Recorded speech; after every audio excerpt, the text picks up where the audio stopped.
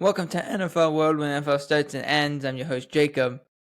And welcome to Deep Dive, where every episode we jump into another good, what was bad, what was atrocious, what was just really ugly. We couldn't even see what we were going to do with this thing. And that's kind of where we are. We're in the NFC South today. And it's just one of those things. It's disappointing. It's quite possibly the worst division in NFL.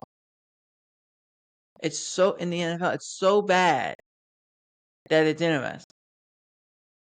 Because it's just, if you go look at the win percentages and the net points and everything, you say, okay, how many teams won 10 games? Well, okay, one team did. All right. But were the other teams close? Somewhat. Not quite. We had Tampa goes 10-6, Atlanta goes 8-9, Carolina and the Saints both went. Carolina Panthers, New Orleans Saints both went 5-12. Not ideal, but okay. Was there improvement? Yes, there was improvement, but it was not exactly good. Let's begin. Well, actually, before we begin, this is the let me think here. Including this coming year, will be the third straight year a new head coach has been in this division. Guaranteed second, but I believe it's third. Yes, it is third.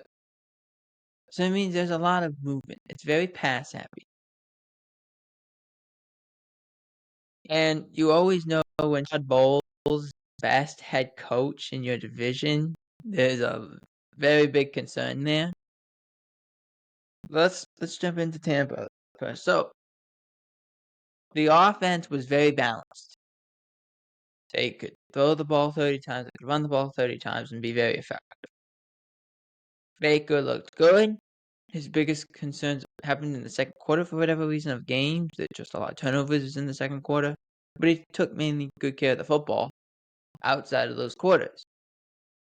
Just throwing touchdowns, the offense ran very efficiently with Lucky Irving getting that job, essentially, and Rashad White in relief of that job. So those things both help. Defensively, I mean, Vita Vea is a force. We all understand that. David is still playing at a very effective level. Like, he's everywhere still at his age. That's very impressive. They had a lot of injuries, but they kept it pretty good together. Sterling Shepard became their number one receiver for a few weeks when Evans and Godwin were banged up. Those things happen. But I want to talk more about what happens. You have a good offense. And I try to explain this to people. Your offense, not every game is going to show up. You might be able to score 20 and a quarter one week, and then the next week you struggle to score 20. Tampa kind of had those problems. Atlanta was, for whatever reason, the boogeyman this year. They played Atlanta twice and lost both times. And they were duels, absolutely, but they lost both times. They had issues in protections. They had issues as the guys started getting more hurt on the defensive side. It did not exactly work to its fullest potential, but they made the playoffs. And they played Washington. And I thought they played Washington pretty well. It's just, they got very unlucky. They turned the ball over on the jet sweep. Which I don't understand why they're running a jet sweep there, but they had the whole control of the game. They decided to run the jet sweep. They fumble it. It's recovered by the Commanders, who then later on in that possession, they get the first down. They kick a field goal. The ball goes off the upright and in, and that was kind of what happened. All those things are very, very much important to say. But then you're like, okay, what's going to happen? Chris Godwin needs to get paid. He did get paid. Baker Mayfield was going to remain the quarterback anyway. But you had to make sure Chris Godwin got paid and some of these other guys got paid. And they did. But when there's a lot of bad, that tends to spread. And I thought in the games that they play, even the game that Tampa played against Atlanta early in the year, they just never seem to fully mesh together. And that's on the head coach. The offense meshed really well, but Liam Cohen is now gone. You're again hiring from within. You're hoping that benefits you. Sometimes it does, sometimes it doesn't. But this defense, I want to see more of this defense because it's a blitz-happy defense, and it gets spurned quite a bit. So I want to see more. It was a good year for Tampa. Let's jump into the Atlanta Falcons. New head coach Raheem Morris. They end up bringing in Kirk Cousins on a very lucrative deal, and it failed miserably. That's the best way I can put it. It failed miserably. But besides the 2 games against the Tampa Bay Buccaneers, did he do anything? The first month and a half, and then he gets hurt. This is Kirk Cousins says he actually injured his shoulder and said he could barely throw the football. And he injured, I believe they said his throwing shoulder, but it might have been his off shoulder. I don't remember exactly. And he said it was hard to throw the football that way. And I understand. We saw it with Baker Mayfield when Baker Mayfield was in Cleveland. How he injured his shoulder. They put a harness on his shoulder, which really restricted his throwing motion. Even though it was his off shoulder, it restricted his throwing motion, and he was so inaccurate that we're like, oh my gosh, Baker Mayfield can't be the guy. But then he goes to the Rams shortly thereafter and starts making some things happen. Winds up in Tampa, and we're seeing what he's doing in Tampa. The same thing goes for what happened in Atlanta. But they just kept playing Kirk Cousins, and it wasn't going well. He couldn't move. The same thing we said about Aaron Rodgers, you have to say about Kirk Cousins. They couldn't move. They came back week 1. And the difference between Cousins and Rodgers is Cousins' injury came later than Rodgers did. So when Cousins got hurt, he couldn't really move. But Cousins couldn't move at all. Rodgers could move a little. Cousins couldn't move at all. He was a statue back there. And it became a problem. Because they didn't have anything that could really get them over the top consistently. What I just said about how they didn't mesh offensive. The Tampa meshed offensively, but not defensively. Atlanta didn't mesh at all, really. They had problems. After the games against Tampa, I was going to say Atlanta. After the games against Tampa, they couldn't move the ball effectively.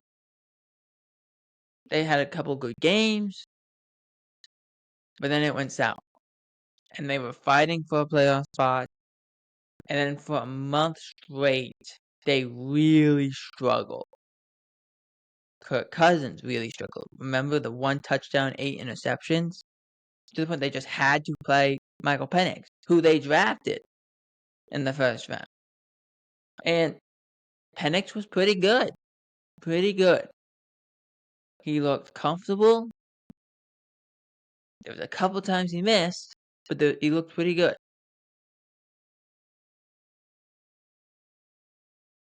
It was pretty good. And that's what was important. The problem was, again, they didn't mesh. And that's on your coaching staff. Your head coach is supposed to find a way to mesh your offense to your defense, and they never did that. The defense had a hard time to get pressure. They had a hard time to take the ball away, but when they were able to, they were pretty successful at it. But they just struggled. And that's, you have to ask, why was this happening? It was an on again, off again problem as the year went along. There was problems in pressure, there was problems in coverage, there was problems offensively. But I'm just speaking from the defensive side. It just felt harder for them to win games. And that's the best way I can put it. It felt harder. They were losing games that they shouldn't lose, but they had a hard time winning games that they absolutely needed to win. And you can put that blame on Kirk Cousins, but you can put that blame on a lot of people too. And to me, that starts with Raheem Morris and his staff that he's created. Now, let's jump to Carolina. There was not a lot of good, but there was good. I have to admit that there was not a lot of good, but there was some good. Bryce Young, you saw how tough he is, how much metal he has in him. And what I mean by that is he got benched for Andy Dalton. Hard enough as it is to get benched as a young player. To get benched for Andy Dalton, who hasn't been a starter, an actual starter in a long time, and has really only been a backup option. He went in. They did okay. They won some games, but then he got hurt. Terrible car accident. No one was. And just a few injuries here and there, but nothing more severe than that. But then you look and you say, wait, Andy Dalton injured his wrist? Well, he can't play. We got to put Bryce Young back in there. Now, when you put a young quarterback who got beat up his first year and beat up a good portion of the second year and then bench him, his confidence is already drained. Benching him just makes it worse. How would he respond to come back in? And the answer, really well. He played very good. He was getting the ball out on time, did the right things, moving the ball very well. There were still some mistakes, but there was a lot of good. He played Philadelphia very well. Got beat up a lot in that game, but he played very well. Against Dallas, he got destroyed. I don't know the reason they stepped back like that, but they did. And again, the meshing was not there. You have a young head coach.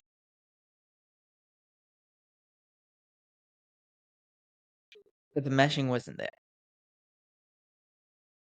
It needs to be talked about. But Canales, who's the coach, I thought did a pretty good job of Bryce Young. As the year went along, he got better. I mean, think they were a play away from beating the Eagles. That's how good they playing in that game. It fell apart at the end, but they played some good football. They absolutely played good football. Now, defensively, they're still a nightmare. They had some injuries. They traded away Burns. They made some moves that weren't exactly great. They're going to have to attack their defensive line in the draft and another receiver because Adam Thielen can't just keep doing all this. It's just not fair to him. Leggett didn't play very well. Sometimes he had stone hands. He just didn't play well. It didn't play too hot. Excuse me. And so they had injuries there. They had problems with draft picks. Some people they traded away. But their defense struggled. Sometimes they looked pretty good. A lot of times not, though. Again, the meshing of an offense and a defense is very important. And in both cases, or in all three cases, they didn't mesh completely or not at all. I thought Bryce Young played better. The offensive line, I thought, played decently.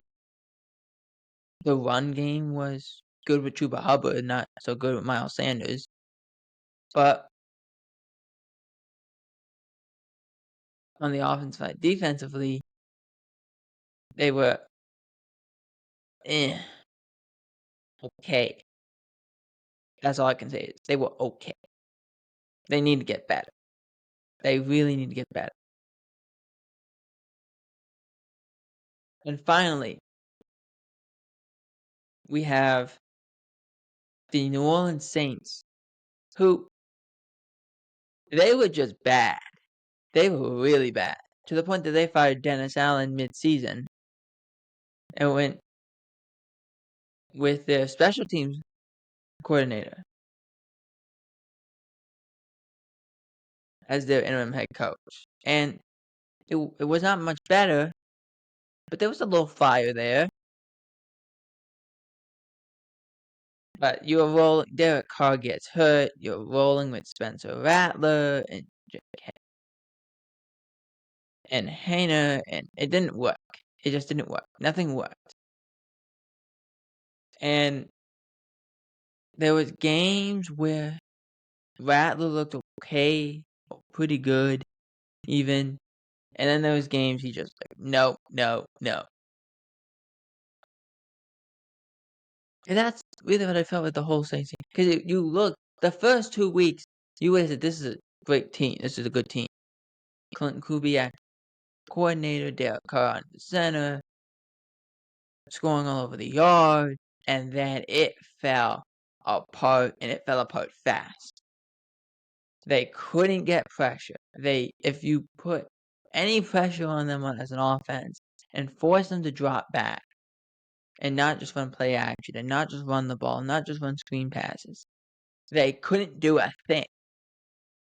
They obviously were trying to cover up the limitations that Derek Carr has and that the offense has. They had two speed guys in Chris Olave and Raheem Shaheed. Both guys got hurt. Shaheed missed a good portion of the year with a knee injury.